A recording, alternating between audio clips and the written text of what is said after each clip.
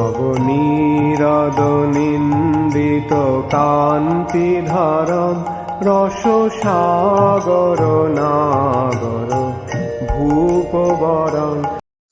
ओम नमो भगवते वासुदेवाय। ओम नमो भगवते वासुदेवाय। ओम नमो भगवते वासुदेवाय। ओम नमो भगवते वासुदेवाय। ओम नमो भगवते वासुदेवाय। ओम नमो भगवते वासुदेवाय। नारायणं नमस्कृत्यं नरं चैव नरोत्तमं देवीं सरस्वतीं व्यासं ततो जयमुदीरये। नष्टप्रायस अभद्रेषु भागवत सेवये भगवती उत्तमा श्लोके भक्तिर्भवति नैष्टकी। कृष्णाय वासुदेवाय देवकी नंदनाय च नंदगोपकुमाराय गोविन्दाय नमो नमः। मूकं करोति वाचालं पङ्गुं लङ्घयते गिरिं यत्कृपातमहं वन्दे श्रीगुरुदीनतारिणिं। श्री चैतन्य ईश्वरम श्री परमानंद माधवम। हरे कृष्णा। सभी को सादर प्रणाम। हम लोग स्कंद 5 अध्याय 18 श्लोक संख्या 36 से आज हम लोग रीडिंग करेंगे। श्लोक संख्या 36। यस्य स्वरूपम कवयो विपिश्चितो यस्य स्वरूपं कवयो विपिश्चितो गुणेषु दारेषु इव जात वेदशम्। गुणेषु दारुषु इव अजातवेदसम्। मंथनन्ति मंथना मनसा दृक्षौ मथनन्ति मथना मनसा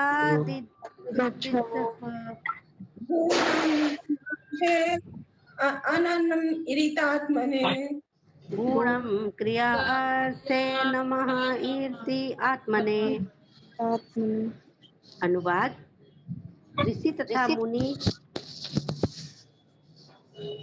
ऋषि तथा मुनि काठ में छिपी अग्नि को अरणि के द्वारा उत्पन्न कर सकने में समर्थ हैं। हे प्रभु, इसी प्रकार परम सत्य को समझने में दक्ष ऐसे व्यक्ति आपको प्रत्येक वस्तु में, यहाँ तक कि अपने शरीर में भी देखने का प्रयास करते हैं, किंतु आप फिर भी अप्रकट रहते हैं। मानसिक या भौतिक क्रियाओं जैसी अप्रत्यक्ष विधियों से आपको नहीं समझे जा सकते। आप स्वतः प्रकट होने वाले हैं। अतः जब आप देख लेते हैं कि कोई व्यक्ति सर्वभावेन आपकी खोज में संलग्न है, तभी आप अपने आप को प्रकट करते हैं। अतः मैं आपको सादर प्रणाम करता हूँ। तात्पर्य। क्रिया अर्थे शब्द का अर्थ है देवताओं को प्रसन्न करने के निमित्त अनुष्ठानों द्वारा विपक्षित शब्द की व्याख्या 33 उपनिषद में इस प्रकार दी गई है। सत्यम ज्ञानम अनंतम ब्रह्म। सत्यम ज्ञानम अनंतम ब्रह्म। यो वेद निहित। माता जी पूरा श्लोका है। ओ अच्छा। सत्यम ज्ञानम अनंतम ब्रह्म ओ वेद निहितम गुहायाम परमे वेवम सो अश्नुते सर्वान् कामान सह ब्रह्मणा विपश्चितेत इति। जैसा कि भगवान श्री कृष्ण श्रीमद् भगवद गीता 7.19 में कहते हैं, बहुनानाम जन्म जन्मानान्ते ज्ञानवानम प्रपद्यते। बहुत जन्मांतरों के अंत में जो मनुष्य वास्तव में ज्ञानी है, वो मुझे समस्त कारणों का कारण जानकर मेरी शरण में आता है। जब मनुष्य को यह बोध हो जाता है कि श्री भगवान सबके हृदय में विद्यमान है और जब वह श्री भगवान को वास्तव में कण कण में उपस्थित देखता है, तो पूर्ण ज्ञानी होता है। जात वेद शब्द का तात्पर्य है वह अग्नि जो काष्ठ के रगड़ने से उत्पन्न होती है। वैदिक युग में ऋषियों द्वारा काष्ठ से अग्नि उत्पन्न की जाती थी। जात वेदः का अर्थ जठराग्नि भी होता है, जो हमारे खाए हुए भोजन को पचाने वाली और भूख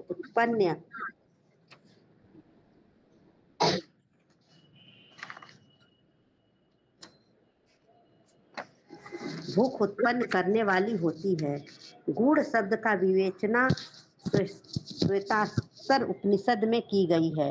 एको देव सर्वभूतेषु गूढ़ः। वैदिक मंत्रों के जप से ही पूर्ण पुरुषोत्तम भगवान को जाने जा सकते हैं।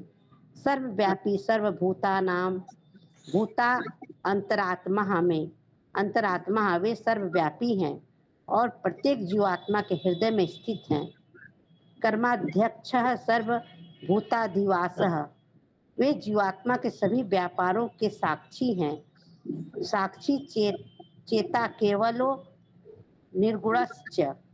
परमात्मा साक्षी होने के साथ साथ जीवनी शक्ति भी है, फिर भी वे समस्त भौतिक गुणों से परे हैं।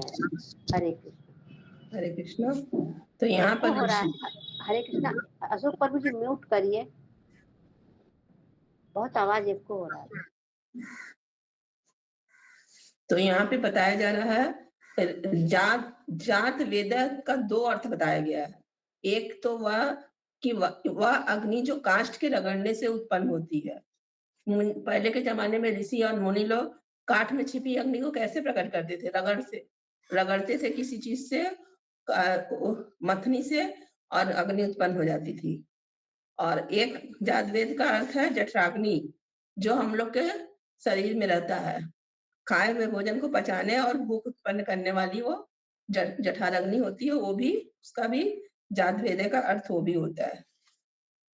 तो भगवान को, परम सत्य को समझने वाले जो दक्ष व्यक्ति होते हैं, वो सभी चीज में, प्रत्येक वस्तु में, अपने शरीर में भी सब भगवान को देखते हैं। मानसिक रूप से और भौतिक क्रियाओं से कोई अप्रत्यक्ष विधि से उनको भगवान को नहीं समझ सकता है। किसी का कोई प्रश्न है? और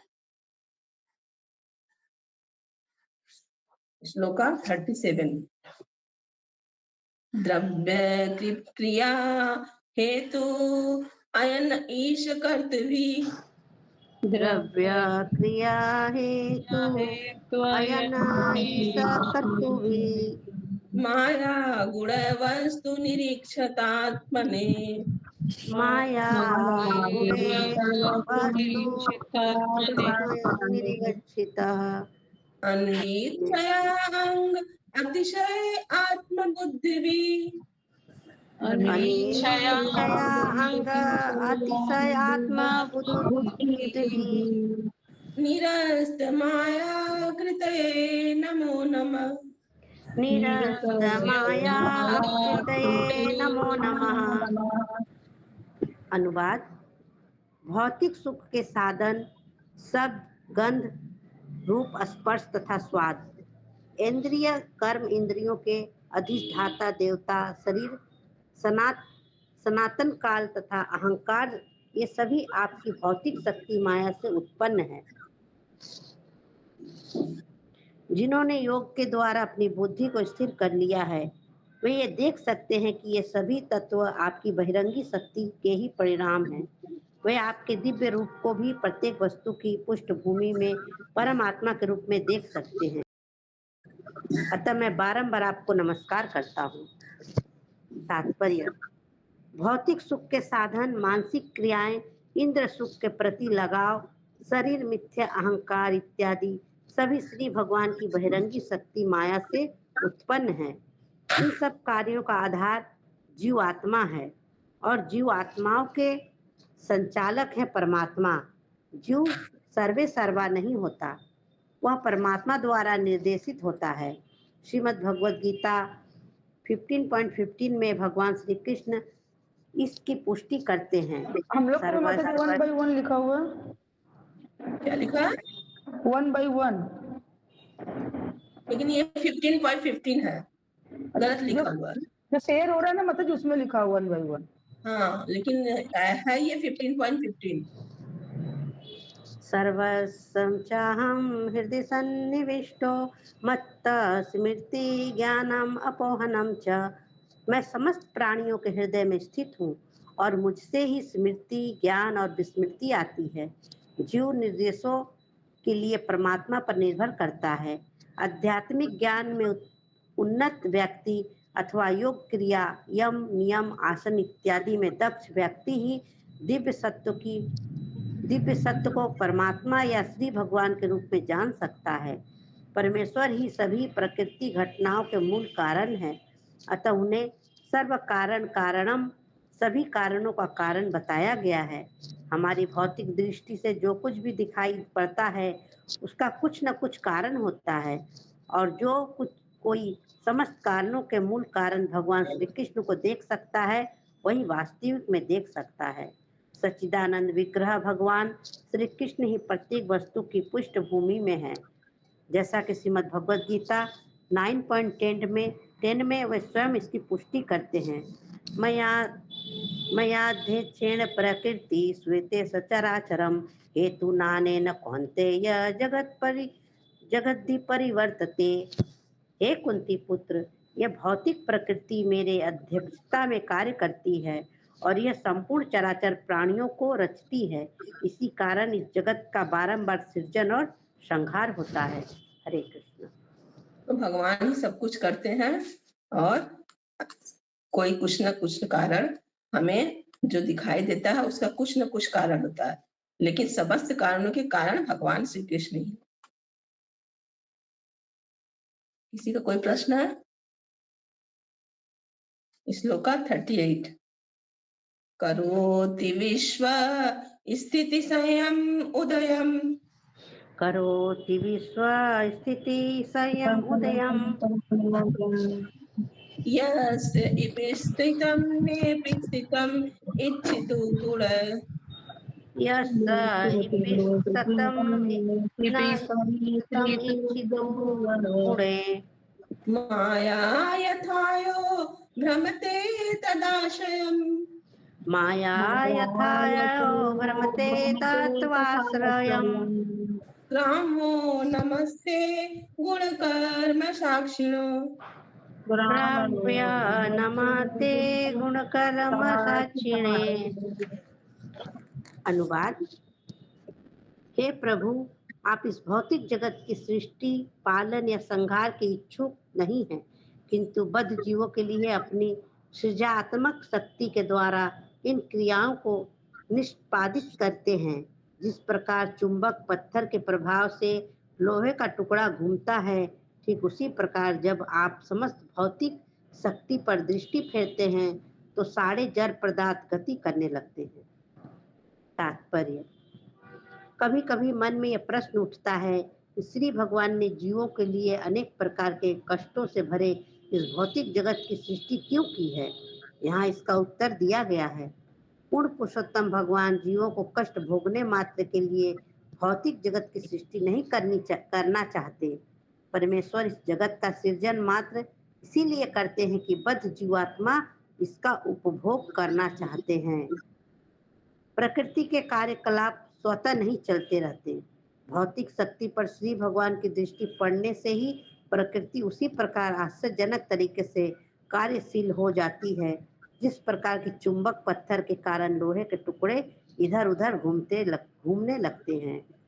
चूंकि भौतिकवादी विज्ञानी और तथाकथित सांख्य दार्शनिक ईश्वर में विश्वास नहीं करते, इसीलिए वह प्रकृति को बिना किसी अधीक्षक के कार्यशील होती मानते हैं, किंतु वास्तविकता ऐसी नहीं है। श्री चैतन्य चरितामृत आदि 6.18.19 में भौतिक जगत की उत्पत्ति की व्याख्या इस प्रकार दी गई है। इसको पढ़िए माता जी। यद्यपि सांख्य माने प्रधान कारण जड़ होते कभू नहीं जगत सृजत निज श्रेष्ठ शक्ति प्रभु संचारे प्रधाने ईश्वरेर शक्ति तब होए त निर्माणे। नास्तिक सांख्य दार्शनिक सोचते हैं कि समग्र भौतिक शक्ति कैसे विराट जगत की सृष्टि होती है, किंतु वे असत्य जड़ है। जड़ पदार्थ असत्य है। जड़ पदार्थ में गति करने की शक्ति नहीं होती, अतः यह स्वतंत्र रूप से कार्य नहीं करता। श्री भगवान अपनी सृजन शक्ति का भौतिक अवयवों में संचार करते हैं, तब श्री भगवान की शक्ति से द्रव्य गति करता है और परस्पर क्रिया करता है। सागर की तरंगे वायु द्वारा गतिशील होती है। वायु का सृजन आकाश से होता है और आकाश की उत्पत्ति प्रकृति के त्रिगुणों के विक्षोभ के कारण होती है। तथा भौतिक प्रकृति के 3 गुण समग्र भौतिक शक्ति पर श्री भगवान की दृष्टि से परस्पर क्रिया करते हैं। अतः सभी प्राकृतिक घटनाओं का मूलाधार पूर्ण पुरुषोत्तम भगवान ही है, जैसा कि श्रीमद् भगवद गीता में पुष्टि की गई है। मया धच्छेण प्रकृति श्वेते सचराचरम। इसकी अधिक व्याख्या श्री चैतन्य चरितामृत आदि 5.59.61 में भी की गई है। जगत कारण नहीं प्रकृति जड़ रूपा, शक्ति संचारी अवतार कृष्ण करे कृपा। कृष्ण शक्त प्रकृति है गौण कारण, अग्नि शक्त लौह एछे करण जारण।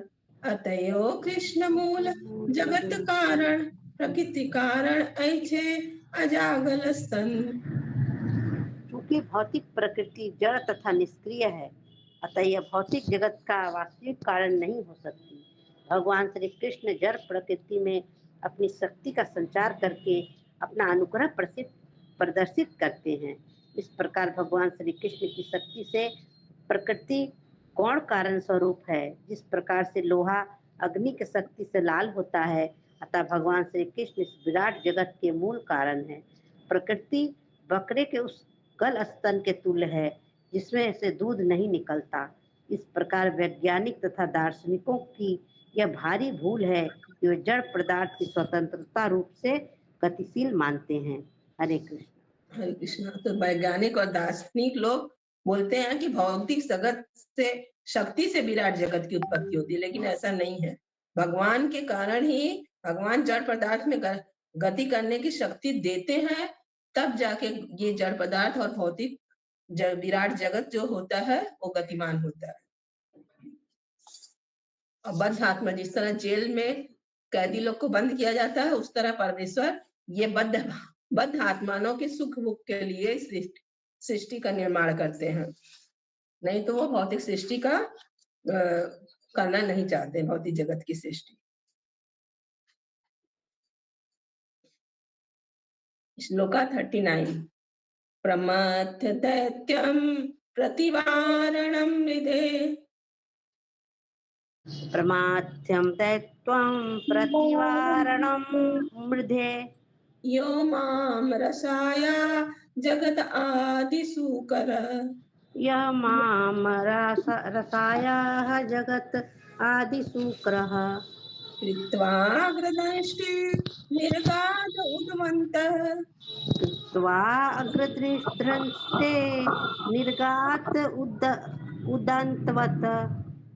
क्रीडान्वेभ प्रणतास्मितं विभूमम् इति।